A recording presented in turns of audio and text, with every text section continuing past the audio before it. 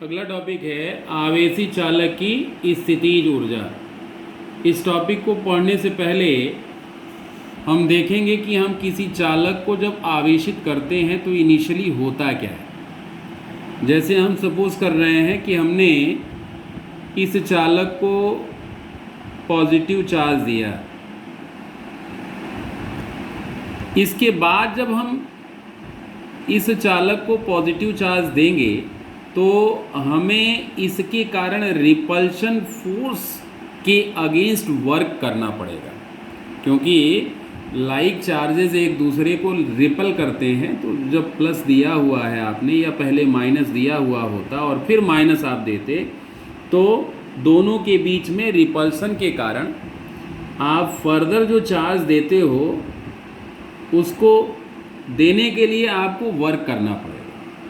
इसका मतलब ये है कि जैसे जैसे इसके ऊपर चार्ज बढ़ता जाएगा रिपल्सिव फोर्स बढ़ता जाएगा और चार्जिंग और मुश्किल होती जाएगी, यानी हमें एक्सटर्नल एजेंसी को, एक्सटर्नल सोर्स को वर्क करना पड़ेगा। और ये जो कार्य हम करते हैं आवेशन के दरमियान, इसको आवेशित करने में हम जो कार्य करते हैं, एक्सटर्नल सोर्स जो कार्य करता है, इसी कार्य को हम इस चालक की वैद्युत स्थितिज ऊर्जा कहते हैं।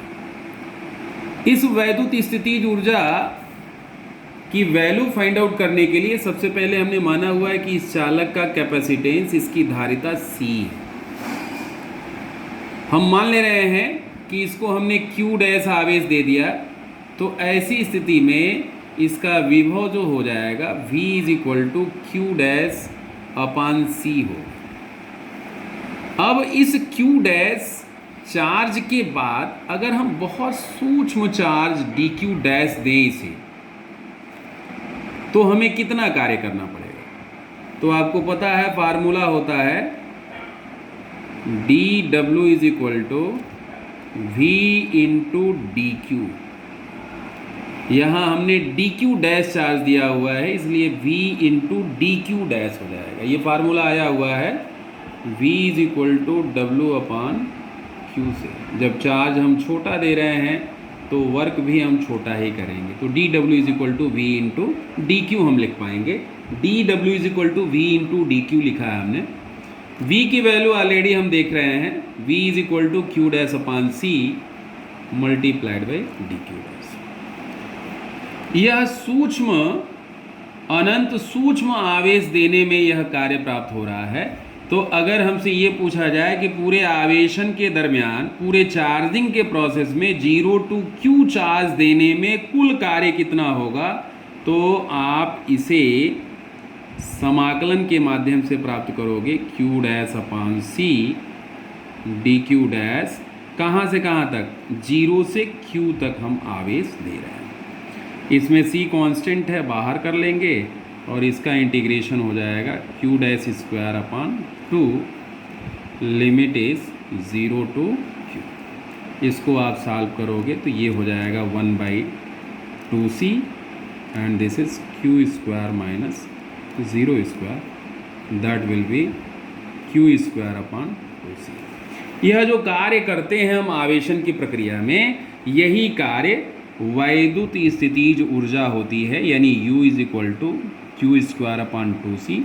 Q की वैल्यू होती है CV, तो C स्क्वायर V स्क्वायर, एक C से कैंसिल हो जाएगा और इसको हम लिख सकते हैं 1/2 CV स्क्वायर।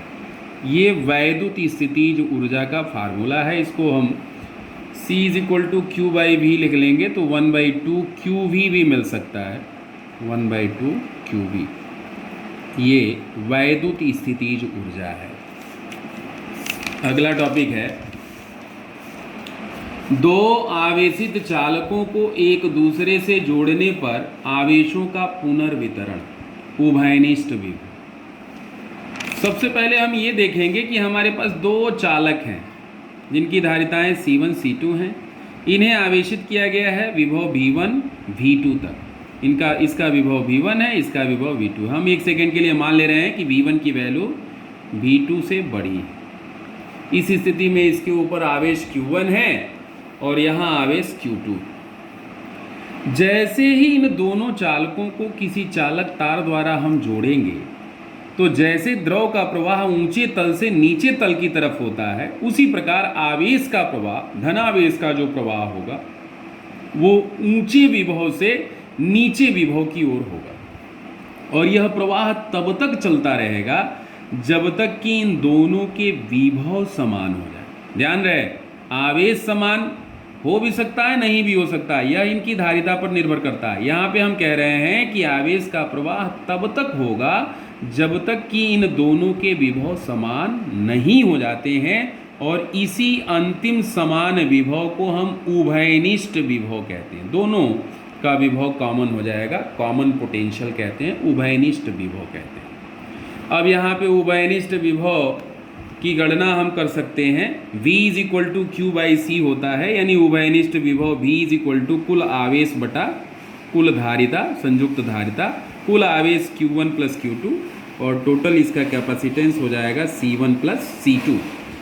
और Q1 प्लस Q2 को हम लिख सकते हैं Q is equal to CV, then C1 V1 plus C2 V2 upon C1 plus C2। तो ये फाइनल पोटेंशियल है, यह कॉमन पोटेंशियल है, उभयनिष्ठ विभव। इस प्रक्रिया में यदि हम देखें तो अंतिम जो आवेश होगा Q1 से Q1 डैश हो गया, इसका Q2 से Q2 डैश हो जाएगा, और Q1 dash is equal to C1 V हो जाएगा, अंतिम विभव V है।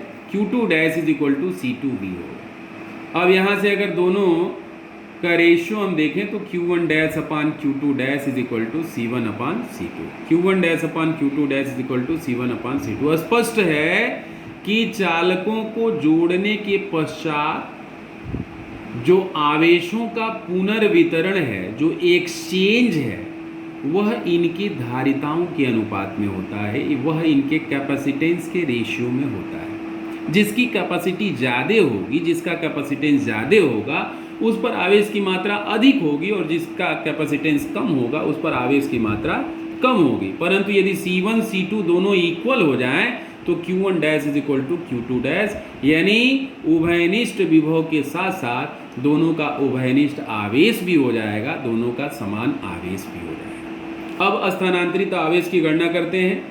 पहले Q1 था, बाद में Q1 डैश हो गया, Q1 is equal to C1 V1, और Q1 dash is equal to C1 V। V की वैल्यू हम प्लेस कर लेंगे, और इसको सॉल्व करने पे Q1 माइनस Q1 डैश की value C1 C2 V1 minus V2 upon C1 plus C2 मिल जाएगी। इस प्रक्रिया में ऊर्जा का कुछ लॉस होता है, एनर्जी लॉस होती है। इस एनर्जी लॉस को हम फाइंड आउट करते हैं। जोड़ने के पूर्व जो वैद्युत स्थितिज ऊर्जा थी, इसकी 1/2 C1 V1 स्क्वायर, इसकी 1/2 C2 V2 स्क्वायर। इसका मतलब इनिशियल जो पोटेंशियल एनर्जी है, electric potential energy, 1/2 C1 V1 square plus 1/2 C2 V2 square.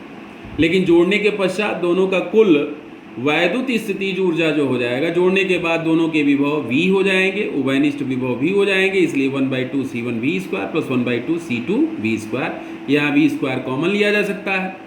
अब यदि हमें लॉस ऑफ एनर्जी फाइंड करनी है, एनर्जी का क्षय हमें प्राप्त करना है, ऊर्जा का क्षय अगर हमें ज्ञात करना है, तो हम देखेंगे कि delta U is equal to UI minus UF, और UI माइनस UF यानी initial energy minus final energy को सॉल्व करेंगे, तो इसको सॉल्व करने के पश्चात हमें मिलेगा डेल्टा U is equal to C1 C2 upon 2 C1 plus C2 V1 minus V2 whole square. बहुत ही सिंपल मैथमेटिक्स है। इसमें हमने UI की वैल्यू रख ली हुई है, 1/2 कॉमन ले लिया, और इसको A plus B whole square के फॉर्म में जो है हम ब्रेक कर लेंगे, इसका क्रॉस मल्टीप्लिकेशन कर लेंगे, और इसमें कुछ चीज़ें कैंसिल आउट हो जाएंगी। C1 C2 कॉमन ले करके यह A minus B whole square के फॉर्म में है, यानी V1 minus V2 whole square के फॉर्म में है। यहाँ से बिल्कुल स्पष्ट है, कैपेसिटेंस कभी नेगेटिव हो नहीं सकता है, पॉजिटिव ही होगा। इसलिए C1 C2 अपान 2 C1 प्लस C2 ये पॉजिटिव होगा, और किसी भी रियल नंबर का जो स्क्वायर है वो हमेशा पॉजिटिव ही नंबर होगा, और जब पॉजिटिव मल्टीप्लाइड बाई पॉजिटिव करेंगे तो यह पॉजिटिव ही वैल्यू मिलेगी। इसका मतलब UI minus UF initial energy minus final energy is equal to positive मिलने का मतलब फाइनल एनर्जी डिक्रीज कर रही है, अंतिम ऊर्जा कम हो रही है, यानी ऊर्जा का क्षय यहाँ पर हुआ है। दो आवेशित चालकों को जोड़ने पर ऊर्जा का क्षय हुआ है, यह स्पष्ट हो गया। अब यह क्षय किस रूप में अपीयर होता है, किस रूप में यह निकलता है? यह ऊर्जा का जो क्षय है यह ऊष्मा, प्रकाश या ध्वनि के रूप में प्राप्त होता है। आप देखेंगे कि दो आवेशित चालकों को जब जोड़ा जाता है तो कुछ वहाँ स्पार्किंग होती है। स्पार्किंग होगी तो वहाँ लाइट एनर्जी होगी, हीट एनर्जी होगी, साउंड एनर्जी होगी, यानी ऊर्जा का जो क्षय है वह इन रूपों में प्राप्त होगा। अगला टॉपिक है संधारित्र।